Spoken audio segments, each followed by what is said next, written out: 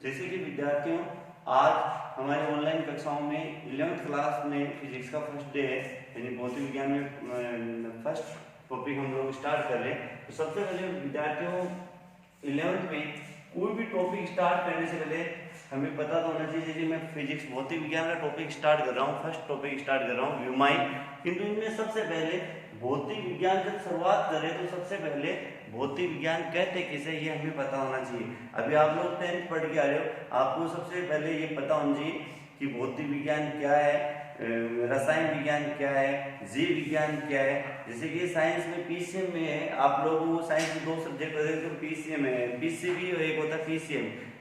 PCM के अंदर तो फिजिक्स केमिस्ट्री और मैथमेटिक्स होती है, और पीसीबी में फिजिक्स केमिस्ट्री और बायो विद्यार्थी लेते हैं या ली जाती है। इनमें सबसे पहले तो वो पीछे मैं आपको भौतिक विज्ञान के बारे में जानकारी दे रहा हूँ।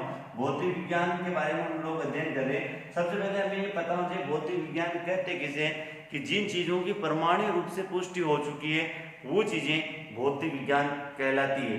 तो भौतिक विज्ञान फिजिक्स पढ़ने से पहले हमें इसकी डेफिनेशन परिभाषा पता होना चाहिए कि भौतिक विज्ञान किसे कहते हैं। तो आप लोगों को जवाब देना होगा आपको कि जिन चीजों की परमाणु रूप से पुष्टि हो चुकी है वो भौतिक विज्ञान कहलाती है।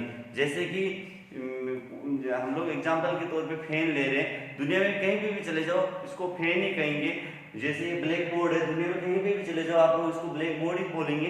तो जिन चीजों की परमाणु रूप से पुष्टि हो चुकी है वो भौतिक विज्ञान कहलाती है। भौतिक विज्ञान में सबसे पहले मेरे प्यारे विद्यार्थियों, हम लोग 11th क्लास का फर्स्ट टॉपिक स्टार्ट कर रहे हैं, पहला लेसन स्टार्ट कर रहे हैं, वो है व्योमा। नाम है व्योमा।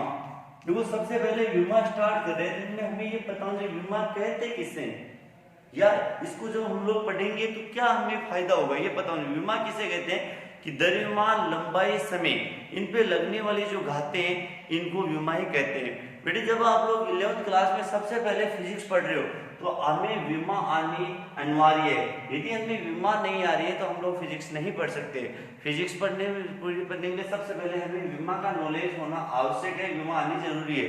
देखो फिजिक्स में 3 मात्रक पद्धतियां होती है, एमकेएस या एसआई, सीजीएस और एफपीएस। तो ये 3 मात्रक पद्धतियां हैं, यानी हम लोग एजिट तुलना मान सकते हैं। तो जरा ध्यान से देखिए, व्योमा पढ़ने से पहले 4 नाम याद रखना, एम एल ए टी। द्रव्यमान होता है, इसको सीधे एम की सहायता से लिखा जाता है। द्रव्यमान को हमेशा एम की सहायता से लिखा जाता है। और द्रव्यमान का एमकेएस पद्धति, एमकेएस या एसआई जो मात्रक पद्धति है, एमकेएस पद्धति में द्रव्यमान को एम की सहायता से तो लिखा जाएगा, और एमकेएस या एसआई पद्धति में द्रव्यमान का मात्रक होता है वो होता है केजी। और एल है वो है दूरी, दूरी का मतलब लंबाई है, चौड़ाई है, ऊंचाई है, इन सबको एल की सहायता से लिखा जाएगा, एल दूरी है। और दूरी का एमकेएस पद्धति में मात्रक है वो होता है मीटर, मीटर। और ए का मतलब धारा है, और धारा को कैपिटल ए की सहायता से लिखते हैं। और एमकेएस पद्धति में धारा का जो मात्रक होता है वो होता है एम्पियर, यानी धारा को एम्पियर में मापा जाता है।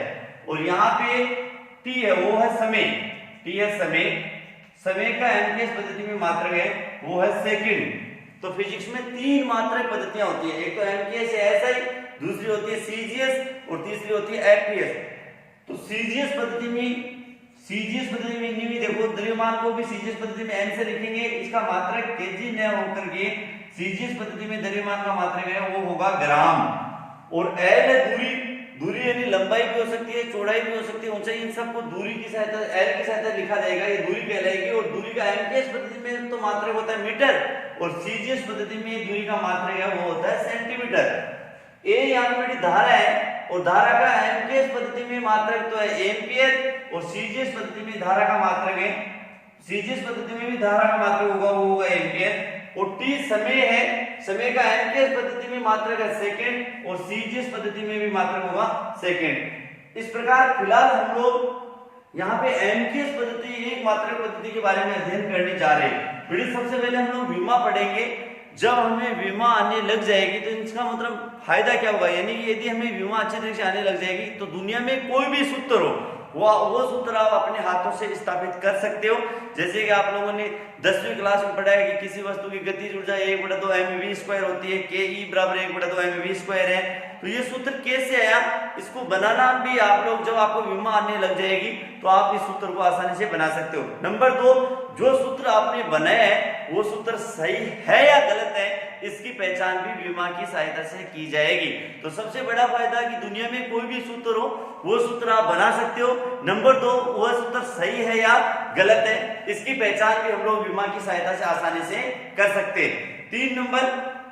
नंबर 3 यानी कोई भी मात्रक पद्धति हो, उसको कोई भी भौतिक राशि हो उसको एक मात्रक पद्धति से दूसरी मात्रक पद्धति में विमा की सहायता से कन्वर्ट किया जा सकता है, बदला जा सकता है।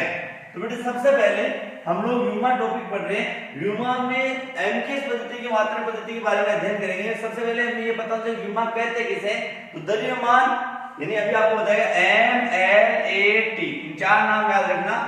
द्रव्यमान को एम की सहायता से द्रव्यमान, एल का मतलब होता है दूरी, जिसको लंबाई, चौड़ाई, ऊंचाई, इन सबको एल की सहायता लिखा जाएगा।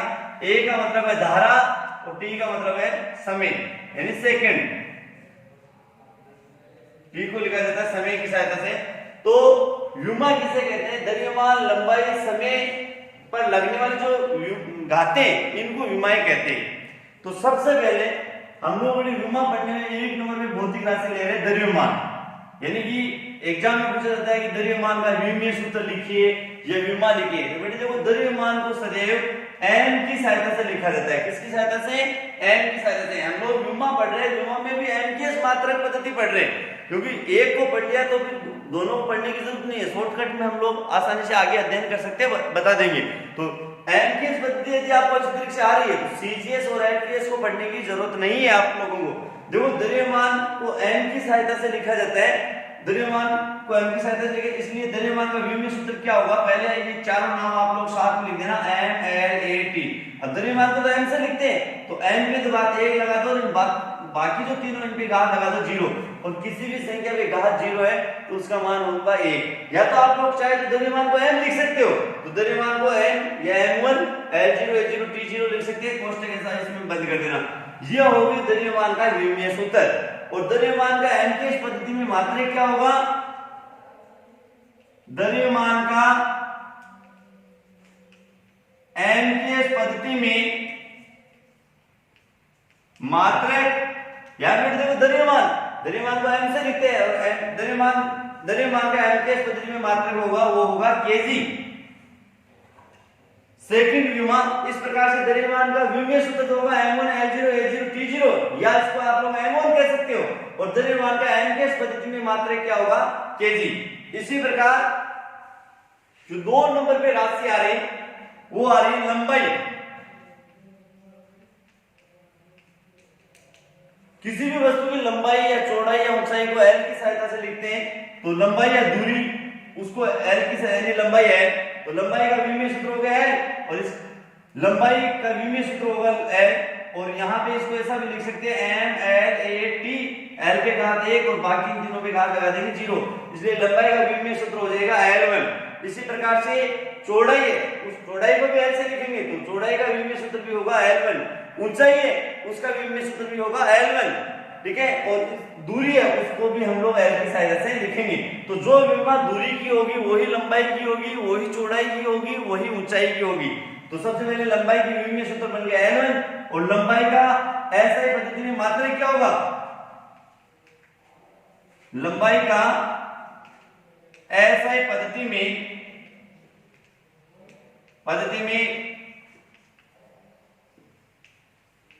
मात्रक, यहां पे एल दूरी है, इसका मात्रक होगा मीटर। नेक्स्ट, तो पहले भौतिक राशि हमने पढ़ी द्रव्यमान का विमीय सूत्र मात्रक पढ़ा एमकेएस पद्धति में। 2 नंबर पे दूरी या लंबाई या चौड़ाई या ऊंचाई उनकी विमा पढ़ी। यहां पे अगली जो भौतिक राशि आ रही है 3 नंबर पे, वो आ रही है क्षेत्रफल।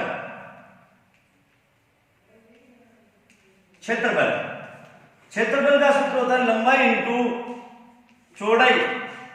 अभी हमने यानी क्षेत्रफल का विमीय सूत्र क्या होगा ये पढ़ेंगे। क्षेत्रफल का सूत्र होता है लंबाई इंटू चौड़ाई, और अभी हमने पढ़ा है कि लंबाई को भी l से लिखते हैं और चौड़ाई को भी हम लोग l से लिखते हैं, और l को l से मल्टीप्लाई करेंगे तो हो जाएगा l स्क्वायर। इसलिए क्षेत्रफल का विमीय सूत्र हो गया l स्क्वायर। अब इसको थोड़ा सही लिखते हैं, इस प्रकार से हम लोग लिख सकते हैं, चारों नाम साथ में लिखना m n a t, l पे घात 2 लगा दो और बाकी के घात 0 लगा दो। इसलिए क्षेत्रफल का विमीय सूत्र हो गया l स्क्वायर। और क्षेत्रफल का ऐसा ही पद्धति में, ऐसा ही एमकेएस पद्धति में मात्रक क्या होगा, क्षेत्रफल का एमकेएस पद्धति में मात्रक, एमकेएस पद्धति में मात्रक, तो यहाँ पे l दूरी है, m तो है ही नहीं, a भी नहीं है, t भी नहीं है, ये दोनों लिखे हुआ कि इनके घात तो 0 है, तो इनका ऑटोमेटिक मान 1 होगा। यहाँ पे केवल l है, l दूरी है और दूरी का मात्रक होता है मीटर, किंतु यहाँ दूरी में स्क्वायर है तो इसका मात्रक लिख देंगे मीटर स्क्वायर। इसलिए सबसे पहले हमने पढ़ा द्रव्यमान, द्रव्यमान की विमा होती है m1, द्रव्यमान का एमकेएस ऐसा ही पद्धति में मात्रक होता है kg। 2 नंबर पे हमने पढ़ी है दूरी, यानी कि दूरी को हम लोग l की सहायता से लिखते हैं और लंबाई, चौड़ाई, ऊंचाई इनकी विमा वही होगी जो कि दूरी की है। इसलिए लंबाई को भी l से लिखते हैं, चौड़ाई को भी l से लिखते हैं और ऊंचाई को भी l से लिखते हैं। अगले 3 नंबर पे जो विमा पढ़ रहे हैं वो भौतिक राशि है क्षेत्रफल। तो क्षेत्रफल का सूत्र होता है लंबाई इंटू चौड़ाई, लंबाई को भी हम लोग l से लिखेंगे, चौड़ाई को भी हम लोग l से लिखेंगे, l को l से मल्टीप्लाई करेंगे तो l स्क्वायर आ जाएगा। इस प्रकार से क्षेत्रफल का विमीय सूत्र आ जाएगा m0 l square a0 t0। यहाँ पे क्षेत्रफल का एमकेएस पद्धति में मात्रक हो जाएगा मीटर स्क्वायर। नेक्स्ट, इससे अगली विमा है वो आ रही है, अगली भौतिक राशि का नाम आ रहा है वो है आयतन, यानी आयतन का विमीय सूत्र। आयतन, आयतन का सूत्र होता है लंबाई इंटू चौड़ाई इंटू ऊंचाई। देखो लंबाई हमने पढ़ा है पहले भी कि लंबाई को भी l से लिखेंगे, चौड़ाई को भी l से लिखेंगे, ऊंचाई को भी l से लिखेंगे, तो l इंटू l यानी l क्यूब। इसलिए आयतन का विमीय सूत्र बन गया वो m l a t लिख देंगे, l पे काट देना, बाकी में सब पे लिख देंगे 0 0, यानी कि आयतन का विमीय सूत्र बन जाएगा m0 l cube a0 t0। और आयतन का एमकेएस ऐसा ही पद्धति में मात्रक क्या होगा, आयतन का एमकेएस या ऐसा ही पद्धति में मात्रक, यहां पे देखो द्रव्यमान तो है नहीं, m पे का तो 0 है, l दूरी है और दूरी का मात्रक होता है मीटर, तो यानी आयतन का मात्रक हो जाएगा मीटर की, तो घात दी है तो मीटर क्यूब। इसलिए किसी वस्तु का यदि आयतन निकालते हैं लोग उसका मात्रक लिखते हैं मीटर क्यूब, और यदि क्षेत्रफल निकालते हैं तो लिखते हैं मीटर स्क्वायर। इसी प्रकार नेक्स्ट जो विमा आ रही है वो है विस्थापन। विस्थापन दो बिंदुओं के मध्य की जो अलगतम दूरी है वो विस्थापन कहलाएगी। विस्थापन एजी दूरी है, और हमने पढ़ा है कि दूरी की विमा होती है तो यहाँ पे विस्थापन की विमा लिख सकते हैं, और यहाँ पे हम लोग इसको विमीय सूत्र लिख देंगे m l a t, और l पे घात लगा देंगे 1, बाकी पे सब पे घात लगा देंगे 0 0। यह हो जाएगी विस्थापन का विमीय सूत्र। और विस्थापन का ऐसा ही मात्रक,